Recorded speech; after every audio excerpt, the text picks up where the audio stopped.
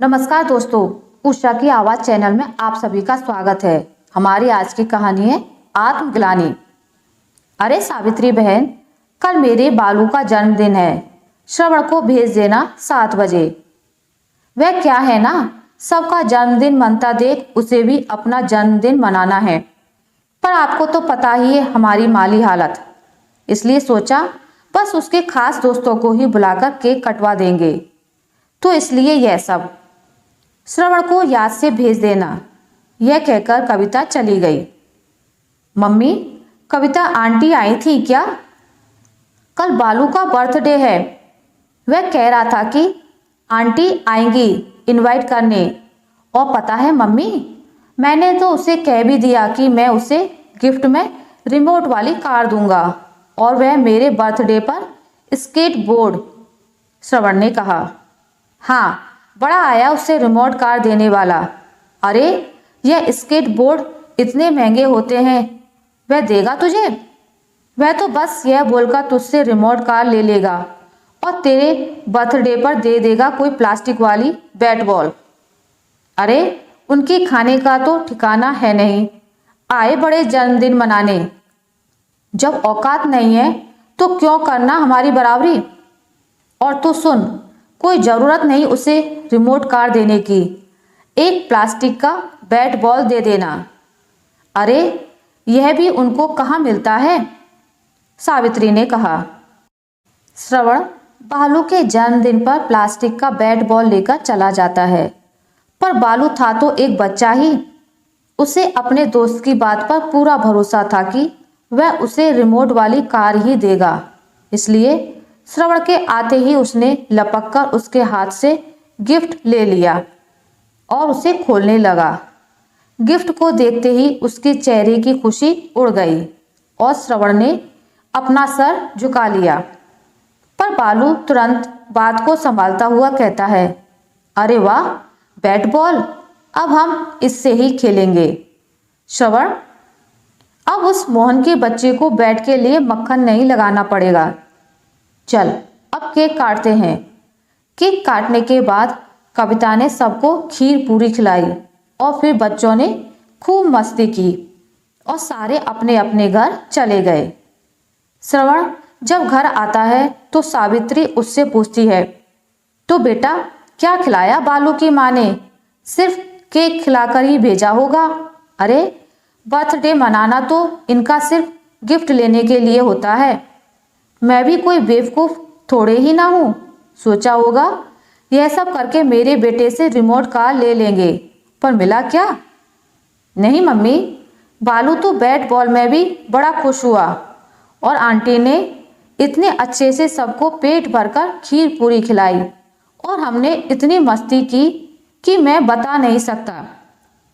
आज तक मैं जितने भी बर्थडे पार्टी में गया, वहाँ बस पुतले की तरह बैठो, केक काटो, खाओ पियो और घर आ जाओ। आज इतने सालों बाद जब बालू के बर्थडे में गया तो समझा कि लोग सिर्फ पैसों से अमीर नहीं होते, दिल से भी अमीर होते हैं। श्रवण ने कहा। हाँ बस बस, जितना बड़ा कद नहीं उतनी बड़ी बात। चल जा, अब अपना काम कर, सावित्री ने कहा।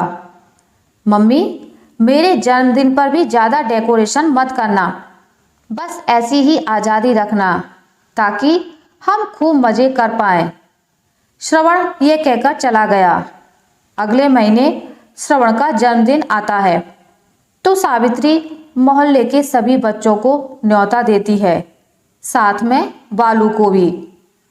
श्रवण के जन्मदिन पर बालू एक सस्ती सी कार श्रवण के लिए ले आता है, जिसे देखकर श्रवण बोल देता है, तेरी मम्मी ने भी तेरे कहने पर स्केट बोर्ड नहीं खरीद कर दिया ना? कोई बात नहीं, ये सारी मम्मी होती ही एक जैसी हैं।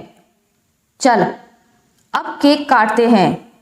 इतने में श्रवण के पापा एक स्केट बोर्ड लेकर आते हैं, जिसे देखकर श्रवण बड़ा खुश होता है और बालू से कहता है, मैं तुझे भी स्केटिंग सिखाऊंगा। इस पर सावित्री तो नक्कर कहती है, कोई ज़रूरत नहीं इसे कुछ सिखाने की। यह सोचते होंगे कि इनके दया पर हम बैठे हैं। देखो, ये दे या ना दे, मेरे बेटे को स्केटबोर्ड तो मिल ही गया ना। और ये तो जब तक कोई इन्हें कुछ दान में ना दे तो कभी उस चीज के बारे में सोच भी नहीं सकते। पर वादे तो ऐसे करते हैं जैसे पता नहीं कहाँ के रईस हों।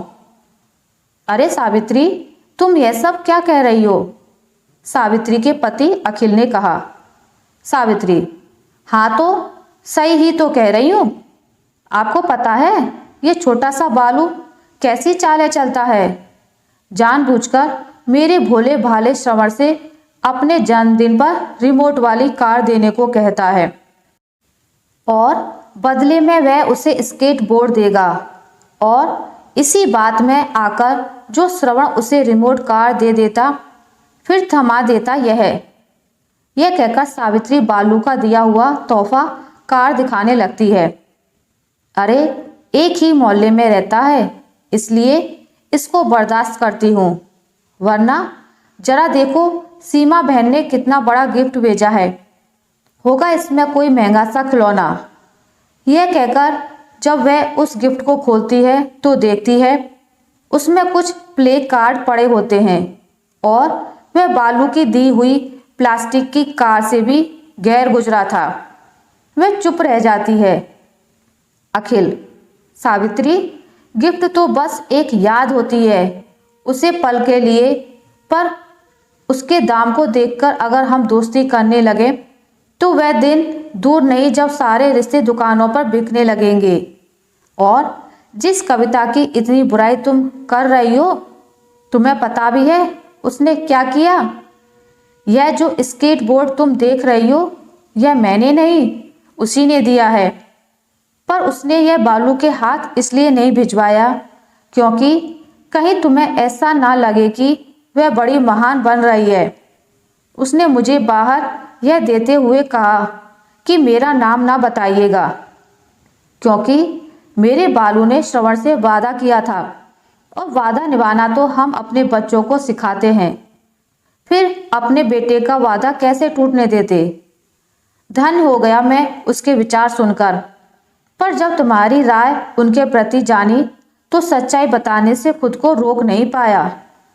सावित्री अखिल की बात सुनकर आत्मग्लानि के लिए यह सोच रही थी, आखिर इतने अच्छे विचार रखने वालों को मैं अपने बेटे से दूर रखने का सोच रही थी। सच में दोस्ती निभाना तो कोई उनसे सीखे, मैं तो बस व्यापारी बन गई थी। यह सोचते हुए अगले दिन सावित्री कविता के पास जाकर बालू को रिमोट वाली कार देती है, जिस पर कविता उससे लेने से इनकार कर देती है। सावित्री, कविता बहन, तो तुम चाहती हो बस तुम्हारा बालू ही वादा और दोस्ती निभाना सीखे, मेरा श्रवण नहीं? इस बात पर दोनों भावुक होकर एक दूसरे को गले लगा लेती हैं। आशा करती हूँ आपको मेरी आज की कहानी अच्छी लगी होगी। अगर आपको मेरी ये कहानी अच्छी लगी है तो इसे लाइक करें, ज़्यादा से ज़्यादा शेयर करें, और अगर आप मेरे चैनल पर नए हैं तो इसे सब्सक्राइब करना ना भूलें। मिलते हैं एक नई कहानी के साथ, तब तक के लिए नमस्कार।